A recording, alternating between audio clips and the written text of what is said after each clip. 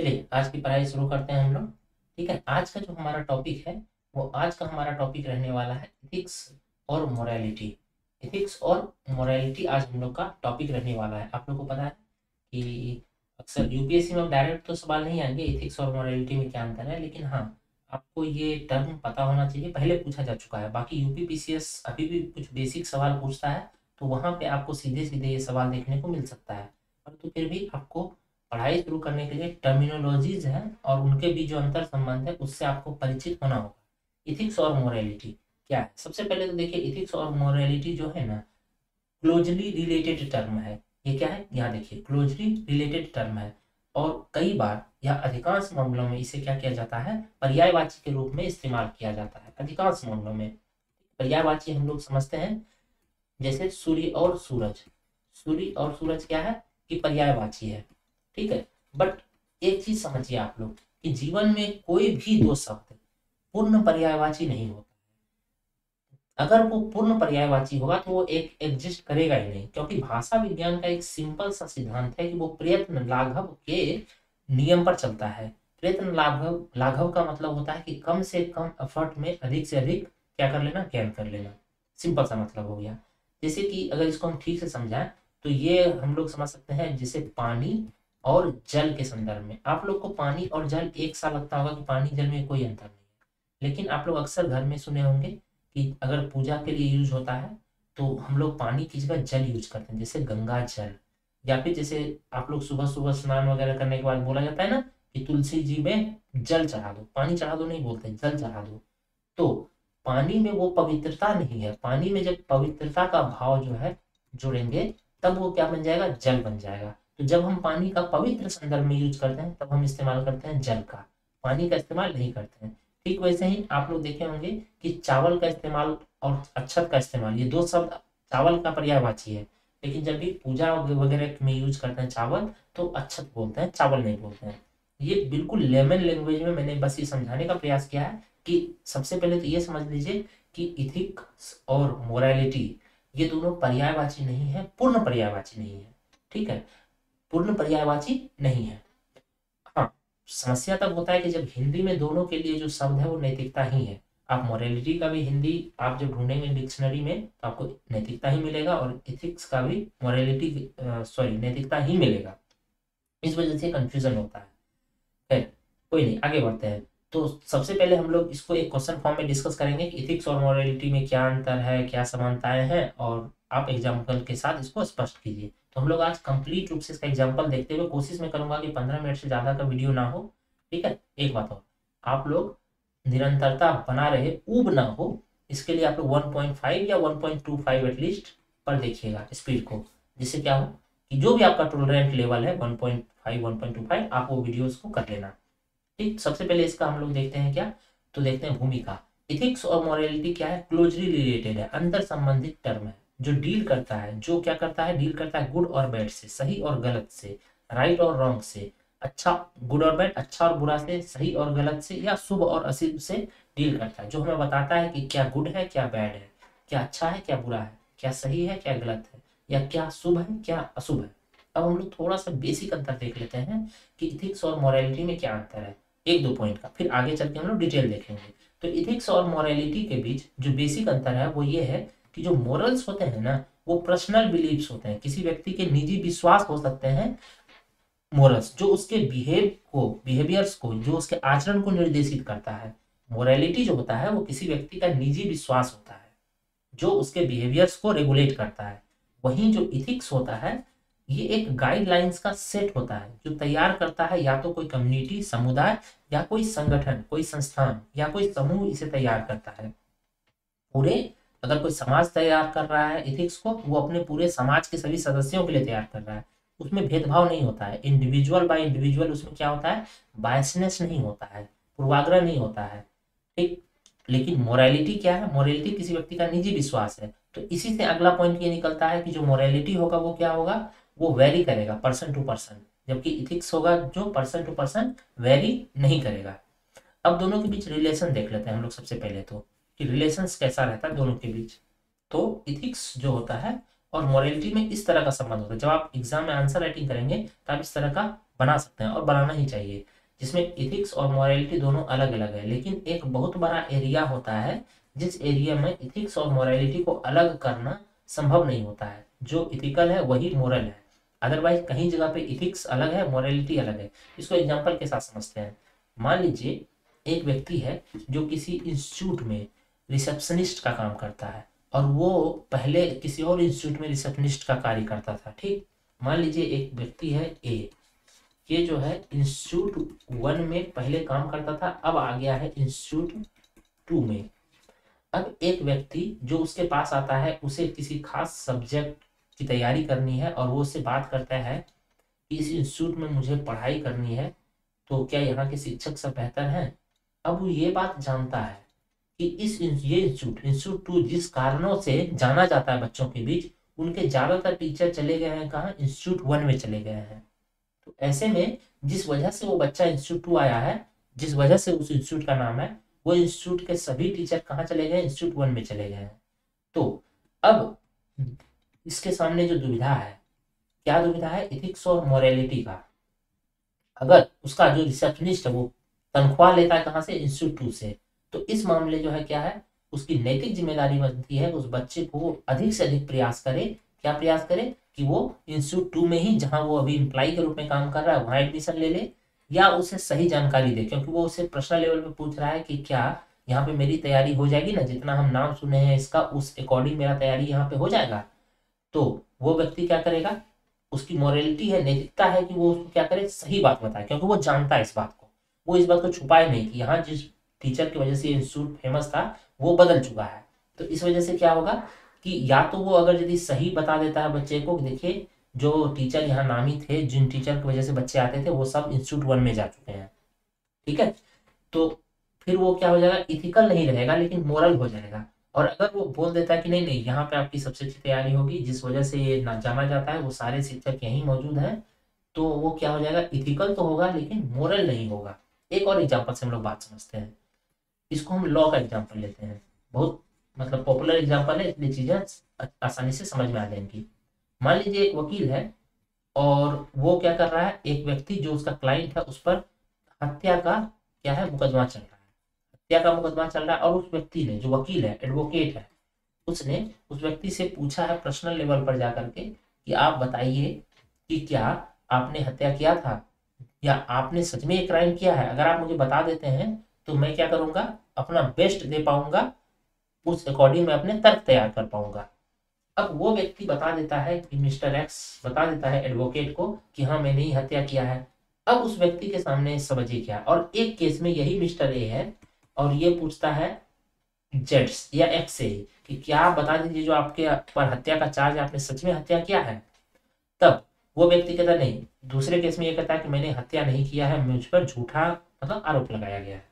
अब दोनों स्थिति में देखिए इस व्यक्ति की दुविधा, जो एडवोकेट है, पहले केस में जब ये मान लेते हैं पहला केस है, ये दूसरा केस है जिसमें उसने हत्या किया है और इसमें इसने हत्या नहीं किया है, तो पहले केस में क्या करेगा एडवोकेट, जिसकी जिम्मेदारी है, उस पद की जिम्मेदारी है कि वो अपना बेस्ट दे अपने क्लाइंट को बचाने में, और ये जानता है कि इसका जो क्लाइंट है वो निर्दोष है, तो वो क्या करेगा, अपना बेस्ट देगा बचाने में। यहाँ उसकी जिम्मेदारी भी है, नैतिकता भी है और मोरालिटी भी है। लेकिन जब दूसरे केस में जहां वो बता देता है कि हाँ उसने हत्या किया है, और ऐसा संभव है कि अगर इसको बचा लिया जाए, ए के पास इतने एविडेंस हैं, या कम से कम इसके विरोधी पक्ष वालों के पास उतने एविडेंस नहीं है कि वो साबित कर पाए ए एक्स ने हत्या किया है, लेकिन ए को तो पता है कि इसने हत्या किया है, और ए को यह भी हो सकता है कि ये हत्यारा है, अगर इसे सजा से बच जाता है तो हो सकता है ये और हत्या करे आगे चल के।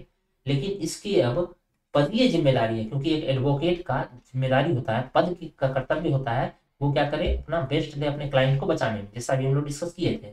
तो इसका इथिक्स कहता है कि हाँ इसे क्या करना चाहिए, बचाना चाहिए एक्स को, क्योंकि एक्स ने भी अपने बारे में सारा बात इसको इसलिए बताया था क्योंकि ये उसका वकील है, और वकील होने के नाते इसका ड्यूटी होता है, कर्तव्य होता है।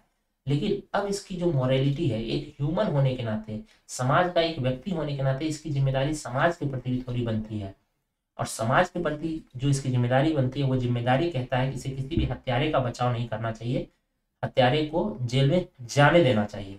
तो ऐसे में इसके सामने क्या है, इथिक्स और मोरालिटी की दुविधा है।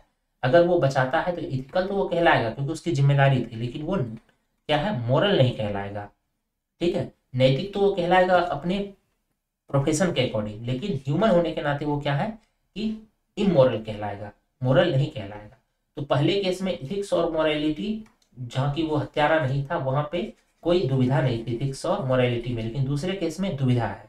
ठीक है, तो आप लोग ये बात समझ पाए होंगे कि जो इथिक्स और मोरालिटी होता है उसमें दुविधा हो भी सकता है, दुविधा नहीं भी हो सकता है, दोनों एक भी हो सकता है, समान भी हो सकता है, और दोनों समान नहीं भी हो सकता, अलग अलग भी हो सकता है। ठीक, अब हम लोग थोड़ा सा देख लेते हैं इथिक्स और मोरालिटी का निर्माण कैसे होता है, दोनों बनते कैसे हैं इथिक्स और मोरालिटी। देखिए, सबसे पहले मोरालिटी को देखते हैं कि ये कैसे बनते हैं।